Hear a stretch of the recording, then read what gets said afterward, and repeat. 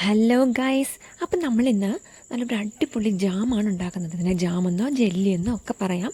നമ്മുടെ വീട്ടിലൊക്കെ കിട്ടുന്ന സുലഭമായി കിട്ടുന്ന പാളയന്തോടൻ പഴം വെച്ചിട്ടാണ് നമ്മളിത് ഉണ്ടാക്കുന്നത്. മൂന്നേ മൂന്ന് ഇൻഗ്രീഡിയൻസ് മാത്രമേ ഇതിനാവശ്യമുള്ളൂ: പാളയന്തോടൻ പഴം, പഞ്ചസാര, പിന്നെ കുറച്ച് ഗ്രാമ്പൂ. അപ്പോൾ ഇതെങ്ങനെയാണ് ഉണ്ടാക്കുന്നതെന്ന് നമുക്ക് നോക്കിയാലോ. ഇത് വളരെ എളുപ്പമാണ് സത്യത്തിൽ ഇത് ഉണ്ടാക്കാൻ. അതിന് വേണ്ടിയിട്ട് ഞാനിപ്പോൾ ഇത് ഈ കാണുന്ന പോലെ 2 പടല പാളയന്തോടൻ പഴമാണ് എടുത്തിരിക്കുന്നത്. ഇത് അത്ര പഴുക്കാത്തൊരു പഴമാണ്. നാളെ ഇത് നല്ലപോലെ പഴുക്കും. അപ്പോൾ ഞാൻ ഇന്ന് എടുക്കുന്നുണ്ട്. ഇത് കഴിക്കാൻ പാകമാണ്, പക്ഷേ ഒരു ചെറിയ കറയുണ്ടാവും.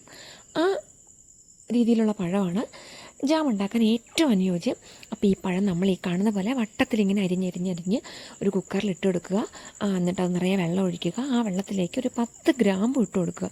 എന്നിട്ടൊരു 3-4 വിസിലടിച്ചതിന് ശേഷം നല്ലപോലെ തണുത്തതിന് ശേഷം, നല്ലപോലെ പ്രഷറൊക്കെ മാറിയതിന് ശേഷം നമ്മളതിനെ ഒരു അരിപ്പയിലേക്കിട്ട് അരിച്ച് ഒരു പാത്രത്തിലേക്ക് മാറ്റുക. ഇതിപ്പോൾ ചെറിയ ചൂടുണ്ട്, അതുകൊണ്ടാണ് ഞാൻ സ്റ്റീലിൻ്റെ അരിപ്പ് എടുത്തിരിക്കുന്നത്. നിങ്ങൾക്ക് ഇഷ്ടമുള്ള അരിപ്പെടുക്കാം. ഇങ്ങനെ മാറ്റി വെച്ചിരിക്കുമ്പോൾ ഇതിൻ്റെ കളർ കണ്ടോ, ഒരു പിങ്ക് കളറാണ്. ഞാനൊരു ആർട്ടിഫിഷ്യൽ കളറും ഇതിനിട്ടിട്ടില്ല. കുക്കറിൽ പ്രഷർ വരുമ്പോൾ തന്നെ അതിൻ്റെ കളർ അങ്ങ് ചേഞ്ച് ആവും. ഇനി ഇതിലേക്ക് ഞാൻ ഒരു 5 തവി, തവി കണ്ടോ, ഇത്രയുള്ളൊരു തവിയാണ് ഞാൻ എടുക്കുന്നത്. 2 കടലപ്പഴത്തിന് 5 തവി പഞ്ചസാര ചേർത്ത് ഇളക്കി കൊടുക്കും. നമ്മുടെ ജാം അല്ലെങ്കിൽ ജെല്ലി എന്ന് പറയുമ്പോൾ അതിൻ്റെ ബേസ് തന്നെ എന്തായാലും ഷുഗർ ആയിരിക്കും. അപ്പോൾ ഇത്രയും പഞ്ചസാര ഈ ഒരു ജാമിന് പാകമാണ്. അപ്പോൾ 5 തവി പഞ്ചസാര ഇട്ട് നല്ലപോലെ ഒന്ന് ഇളക്കി പഞ്ചസാരയൊക്കെ ഒന്ന് അലിയിച്ചതിന് ശേഷം ഏത് പാത്രത്തിലാണോ നമ്മൾ ജാം ഉണ്ടാക്കാൻ പോകുന്നത്, അതായത് ചുവട് കട്ടിയുള്ള ഒരു പാത്രത്തിൽ, അതിലേക്ക് നമ്മളിതൊന്നും കൂടി അരിച്ചൊഴിച്ച് തിളപ്പിച്ചെടുക്കാം. ഞാനിവിടെ വിറകടുപ്പിലാണ് വെക്കുന്നത്. അതുകൊണ്ട് നല്ല കട്ടിയുള്ളൊരു അലുമിനിയം ചീനച്ചട്ടി എൻ്റെ കയ്യിലുണ്ട്. അതിലേക്കാണ് ഞാനിത് ഒഴിക്കുന്നത്. നിങ്ങൾക്ക് വേണമെങ്കിൽ നോൺ സ്റ്റിക്ക് പാത്രത്തിലൊഴിച്ച് ഗ്യാസ് സ്റ്റവിൽ വെക്കാം. അതൊരു 30-35 മിനിറ്റ് ആകുമ്പോഴേക്കും റെഡിയായി കിട്ടും. ഇതിപ്പോൾ ഞാൻ വിറകടുപ്പിൽ വെച്ച് തീ കത്തിച്ചിട്ടുണ്ട്. ഇനി എന്താ ചെയ്യേണ്ടതെന്ന് വെച്ച് കഴിഞ്ഞാൽ ഇതിനെ കൈവിടാതെ ഇളക്കി കൊടുക്കേണ്ട ആവശ്യമൊന്നുമില്ല. ഇത്തിരി ക്ഷമയുള്ള ഒരു പരിപാടിയാണ് ഇനി അങ്ങോട്ട്. അതായത് ഇത് തിളച്ച് വറ്റി വരുന്നത് വരെ നമ്മൾ ക്ഷമയോടെ കാത്തിരിക്കണം.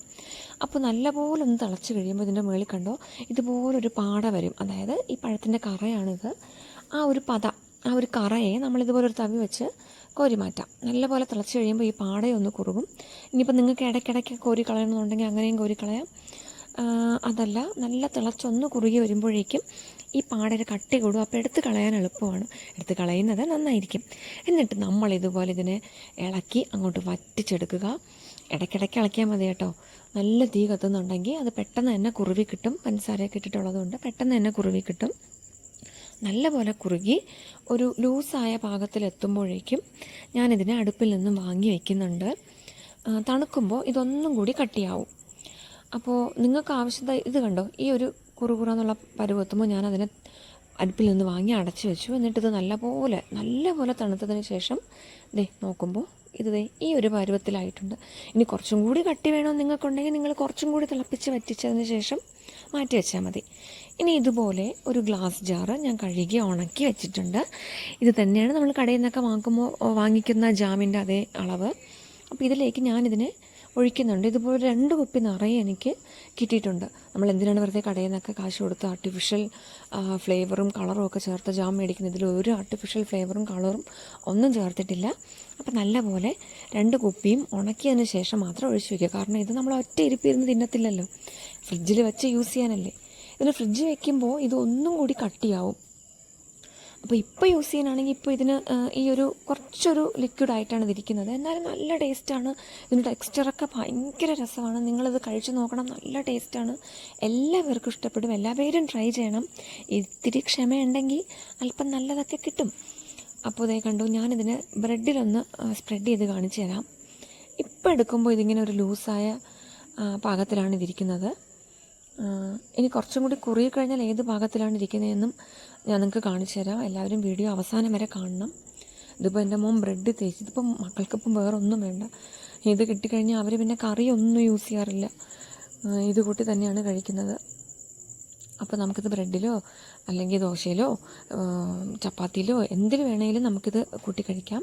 ഇത് പിറ്റേ ദിവസം, അതായത് ഞാൻ ഫ്രിഡ്ജ് വെച്ചതിന് ശേഷം പിറ്റേ ദിവസം ഇതിൻ്റെ ടെക്സ്ചർ എങ്ങനെയാണെന്ന് കാണിക്കാൻ വേണ്ടിയിട്ട് ഞാനിത് അടുത്ത ദിവസം എടുത്ത വീഡിയോ ആണ്. ഇത് കണ്ടോ, കുറച്ചും കൂടി ഇത് കട്ടിയായിട്ടുണ്ട്.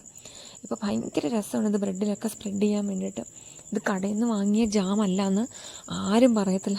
അത്രയ്ക്ക് നല്ലൊരു ടെക്സ്ചറിലാണ് ഇതിപ്പോൾ. നല്ല നല്ല കട്ടിക്ക്, അത്യാവശ്യം നല്ല കട്ടിക്ക് വന്നിട്ടുണ്ട്. ഇതേ കണ്ടോ, ഇതിപ്പോൾ നമ്മുടെ കടയിൽ നിന്ന് വാങ്ങുന്ന ജാമൊക്കെ ഒന്ന് അലിയിച്ചെടുക്കുമ്പോൾ ഇതുപോലത്തെ ഒരു ടെക്സ്ചർ കിട്ടൂലേ, അത് തന്നെയാണ്. ഇനി കുറച്ചും കൂടി കുറുകി കഴിഞ്ഞാൽ, അതായത് ഞാൻ ഒരു പടല പഴവും കൂടി എൻ്റെ കയ്യിലുണ്ടായിരുന്നതിനെ നിങ്ങൾക്ക് കാണിച്ചു തരാൻ വേണ്ടി ഒന്നും കൂടി ഒന്ന് വറ്റിച്ച് കാണിച്ചു. അപ്പോൾ ഇത് കണ്ടോ, ഇത് ഈ പരുവത്തിലാണ് ഇരിക്കുന്നത്. നല്ലപോലെ കട്ടിയായിട്ടുണ്ട്. ഇതിപ്പോൾ ഈ കട്ടിയാണ്. ഫ്രിഡ്ജിൽ വെച്ചെടുക്കുമ്പോൾ കുറച്ചും കൂടി കട്ടിയായിട്ടായിരിക്കും ഇരിക്കുന്നത്. ഇത് കുറേ നാൾ, 2-3 മാസത്തേക്ക് ഫ്രിഡ്ജിൽ കേടാവാതെ സൂക്ഷിക്കാം. അപ്പോൾ നമ്മളെ വീഡിയോ ഇത്രയേ ഉള്ളൂ.